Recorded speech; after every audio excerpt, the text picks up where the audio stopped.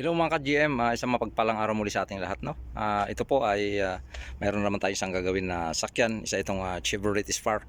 So, ang complaint po ng customer natin dito, mga ka-GM, ay engine overheat po. So, ngayon, ituturo ko sa inyo kung ano yung madalas na nagiging problema nito, no? Bali ito po ay Chevrolet Spark. Yan po siya.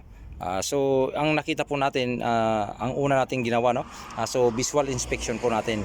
Wag muna natin siya paandarin, titignan muna natin mga ka-GM. So ang nakita po natin, no, yan, direct to the point na po tayo mga ka-GM. So ito po yung kanyang coolant reservoir tank. So ang nakita po natin ito, yan, mapapansin po ninyo mga ka-GM, maraming tumalsik na coolant dyan, no? So yan po ang naging dahilan, kaya ang kalalabasan nito ay bali maubusan siya ng coolant. Pagkapatuloy pa rin yung kanyang pag-andar at patuloy pa natin ang itinakbo, ay magiging ano po siya mga ka-GM, mag-overheat po talaga yung kanyang makina. So pagka ganyan po ang problema niya mga ka-GM, tumatagas po siya ng coolant, i-check muna natin at wag muna nating panda rin, no? At wag na nating itakbo, wag na nating pilitin na itakbo pa.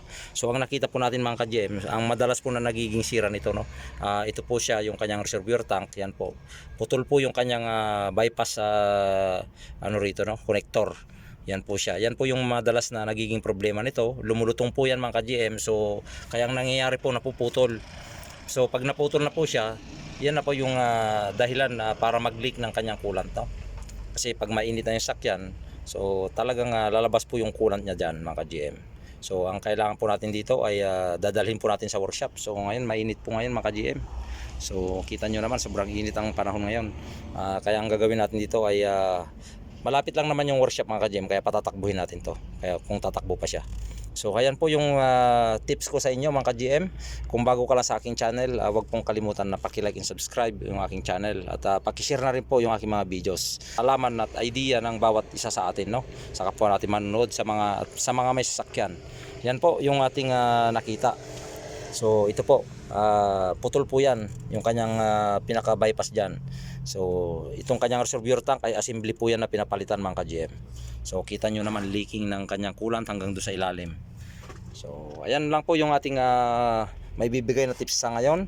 At titignan na rin po natin kung baka stock up na rin po yung kanyang thermostat valve, no. Yun, may sign din ng leaking doon sa kanyang ano doon, pinaka hose, doon sa kanyang neck hose. Salamat. So ayan po, at check naman natin yung kanyang oil level.